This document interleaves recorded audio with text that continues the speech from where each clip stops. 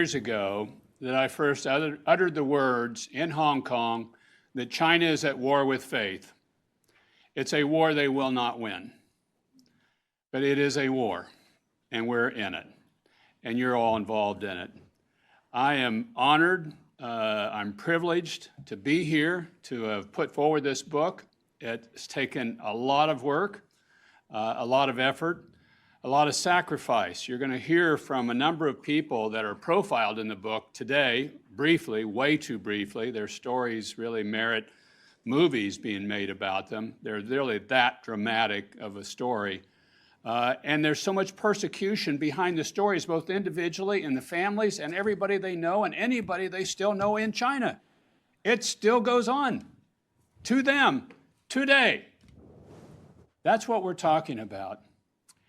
It's my prayer that this book is the clarion call, is the trumpet sound to enter the fight against persecution of people in faith, of all faiths, in China, and for us to stand up on American principles against that persecution that's taking place today. 250 years ago, our wonderful nation was founded, and it was founded by people seeking, first and foremost, freedom for their soul. Freedom to practice their faith as they saw fit. And they crossed a vast ocean in perilous conditions with their families to come here to be able to practice the faith they wanted to practice. And you'll hear today from witnesses who have done the same thing, taking a perilous journey at enormous cost to them and their families so that their souls could be free.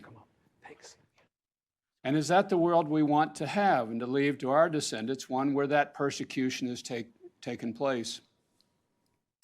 We're in a battle today with the Chinese Communist Party and their authoritarian view, and their view that religion is an opium of the people and something that should be thrown out, discarded, persecuted, stomped, and killed. All faiths. All faiths. And you'll hear today from practitioners of Buddhism, Falun Gong, Muslim, Christians, all telling similar stories about what they and their families experienced and continue to experience in transnational oppression here and in places overseas and at family members that were left at home. I admire and love these people. They have stood up and fought through this to be able to tell you this story. And it doesn't just end here today with them telling this story, because they will hear about it back home. They will hear other people that get persecuted around them, or they themselves will experience it. Today, it will continue, and yet they bravely stand up and tell you this is what's taking place in the world today by the second largest economy in the world, where our president is flying to.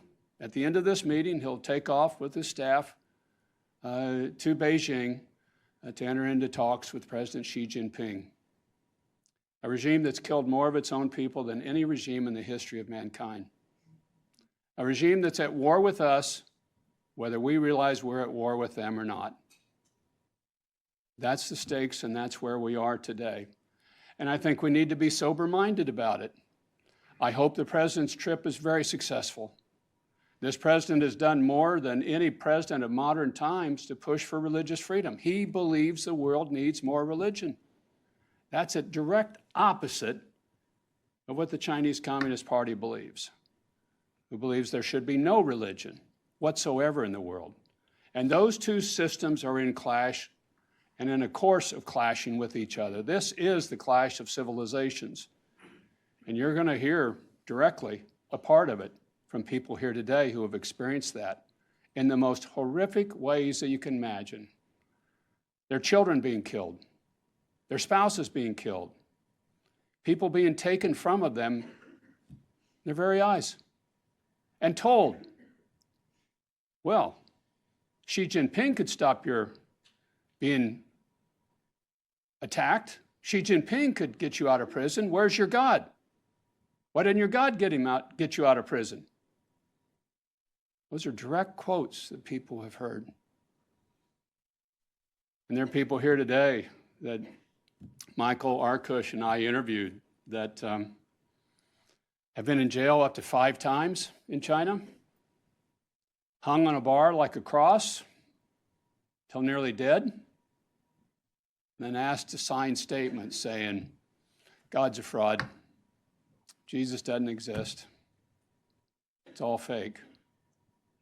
And that statement put in front of them to be signed so that they could live, and them saying, thank you for allowing me to participate in the sufferings of Christ.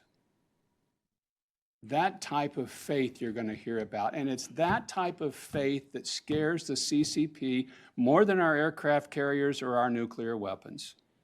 It's that type of faith, and you'll hear it from across the spectrum of people exercising and having that type of faith. We should stand on the side of the people of faith. We should stand in confrontation of the CCP and its worldview. This isn't about our confrontation with the Chinese people.